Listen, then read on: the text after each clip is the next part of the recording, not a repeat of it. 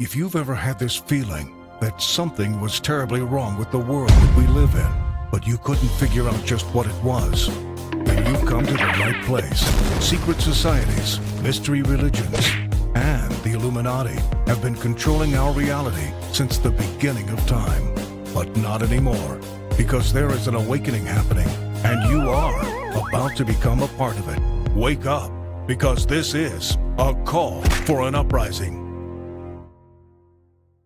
This is a call for an uprising. Welcome to today's show.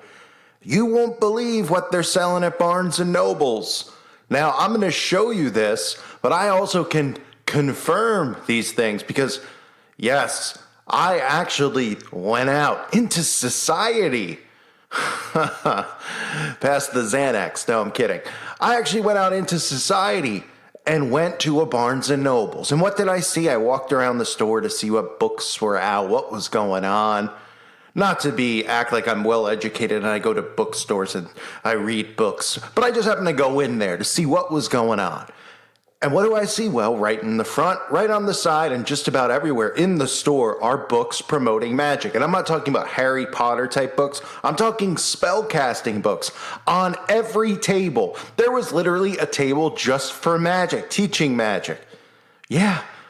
And where was the Bible, you ask? And I'm going to get to the good stuff in a minute. You're going to see. I'm going to show you. But where was the Bible, you ask? Well, the Bible was in the fiction area. That's right. The Bible was on a table with books by Tom Sawyer. Yeah, that's where the Bible was, right next to Dracula, which of course isn't really a book of fiction, just ask the rabbis. Right next to that, right next to some other fictional tales, Charles Dickens novels, the Bible. Interesting. Now you might say, okay, Carl, well, I'm not surprised that there's books about witchcraft in Barnes & Nobles. I mean, it is Barnes & Nobles. We all know that the people who own and run Barnes & Nobles are obviously controlled. It's a monopoly. You don't just wake up one day and say, hey, I'm going to start a bookstore, and suddenly you have a $1 billion bookstore, somehow stay in business when nobody really even buys books anymore because they do everything on their phone. Nonetheless, we know they're controlled. But this will surprise you a little bit because I'm going to show you. Ready? Let's go on a little adventure together to Barnes & Noble's website so I can show you. Yep, come on, let's go.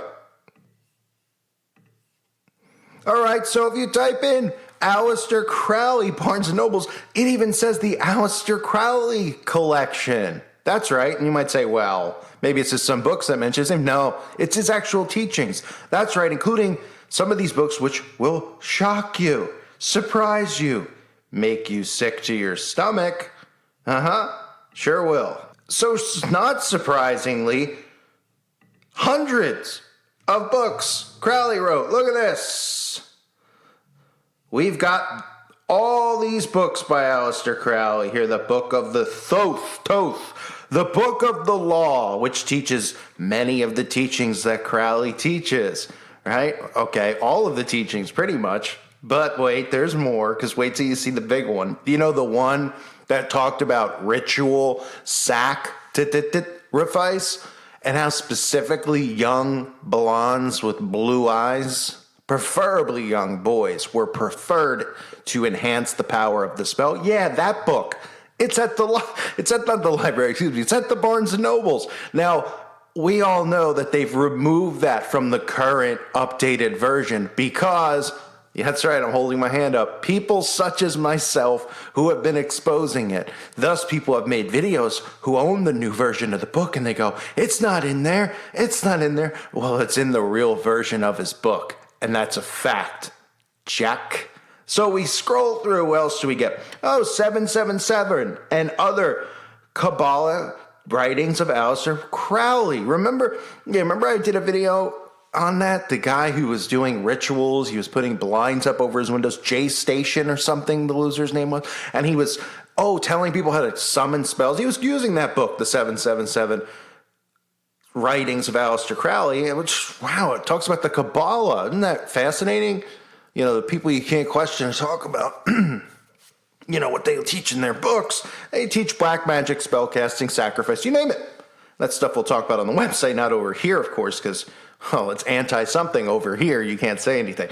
So they have that book right there at Barnes & Noble's. Magic with a K. Look at that for the kids out there, right? The Greater and Lesser Keys of Solomon the King, Crowley and Mathers. You see all these books, the 3 magical books, the Book of Lies. All the books of the Book of Lies is pretty much what he's referring to, even though I'd like to say that the guy's nothing but a liar. I mean, he teaches magic, which is real. But the Book of Lies, Satan is a liar. So it's pretty much Satan's Bible, the Book of Lies. You scroll through the Book of the Law again. Here's some other ones, Aleister Crowley collection. I mean, don't worry, there's hundreds of books. Yeah. They're everywhere. And oh, look at that. The Best of the Equinox, SEXXX Magic. Wow. And that right there, folks, that book's got some interesting spells that revolve the youngsters, that revolve, how do I put it, the Hershey Highway, all that kind of stuff in there, and spell casting and how it works. And then you just look at the way the world is now, and the Baphomet worship and everything else, and you put one and one together, since they all worship Crowley and his teachings, and they wear his shirts. They put them on album covers like the Beatles. And Barnes & Noble's has every one of his writings available in stock. Available online. Look, not in stock at my store.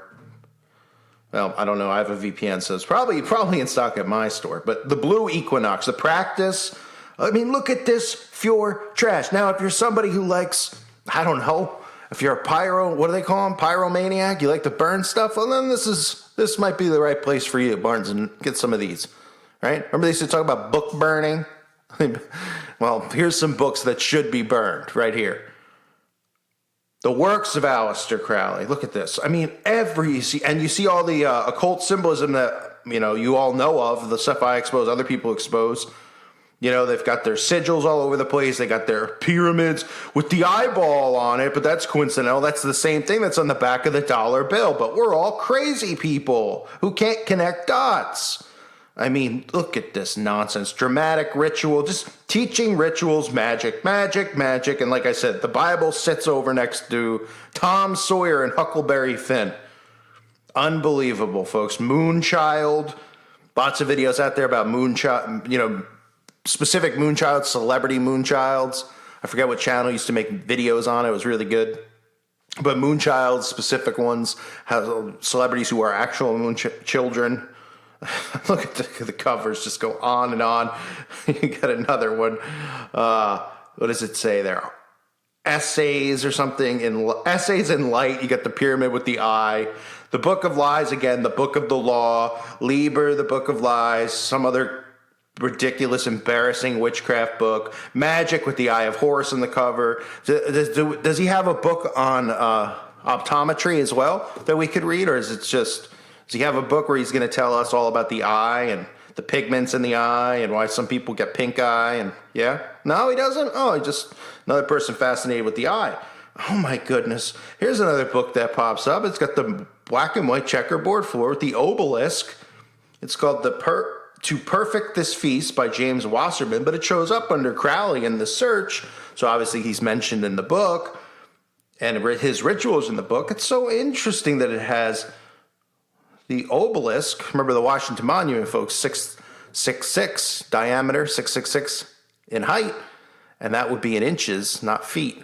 They don't tell you that anymore since people like me expose it. They try to hide that because it's right in front of your face.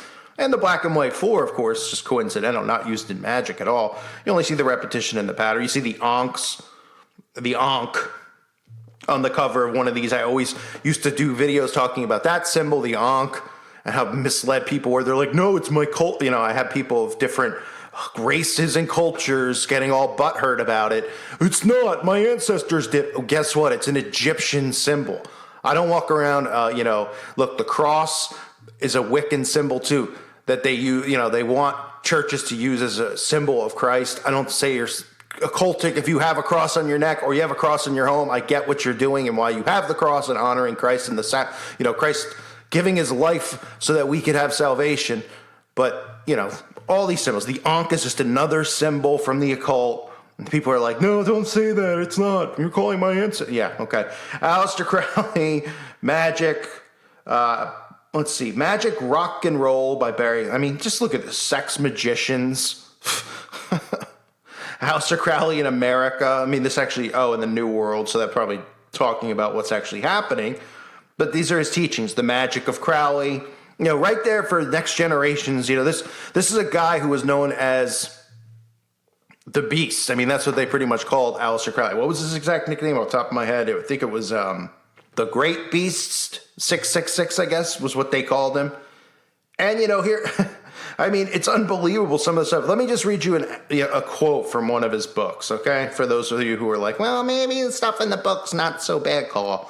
Because, people question and then say, well, he doesn't really have anything that talks about human sacrifice. Oh, he does. He's got plenty, and he's got plenty that talk about children, and hence this is why the world is the way that it is.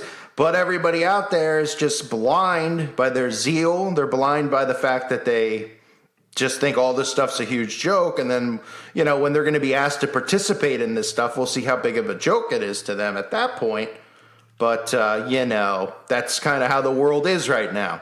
Amongst many of the quotes, one is, those magicians who object to the use of blood have endeavored to replace it with incense. Hence, you see incense and why they push it on lukewarm Christians who don't realize that practicing New Age Christianity is practicing occult stuff. But anyway, those magicians, Crowley says, who object to the use of blood have endeavored to replace it with incense, but the bloody sacrifice, though more dangerous, is more efficient, and for nearly all purposes, human sacrifice is the best. Yeah, cool. Thanks, Barnes and Nobles. Oh, here we go. How about some other ones here? You mind? Living Thelema. Yeah, that's the teachings, the dark teachings that he teaches. And just promoting this stuff in a store where kids could just go and buy it. Wouldn't even ask them their age or anything. A 10-year-old could just go buy this. And people are like, well, let them have the right. Oh, all right. But adults like me, I don't even have the right to speak anymore. I can't even talk about flamers without getting criticized or getting my free speech taken away or my channel shut down or anything. Well, not anymore. I'm ready to stand up and fight. I've had enough of this crap. Oh, The Eye in the Triangle by Aleister Crowley. Do What Thou Wilt by Aleister Crowley. Secret Agent 666. Aleister Crowley, British Intelligence and the Occult.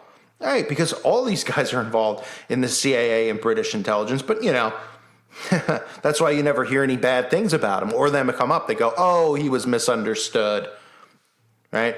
And he pops up in comic book strips and series to promote it to kids. Aleister Crowley, Treasure House of Him. I mean, I could go on. It's 13 plus pages, collection of look at this garbage. Aleister Crowley's biography. I mean, give me an utter break. Aleister Crowley, look, you see it for yourself.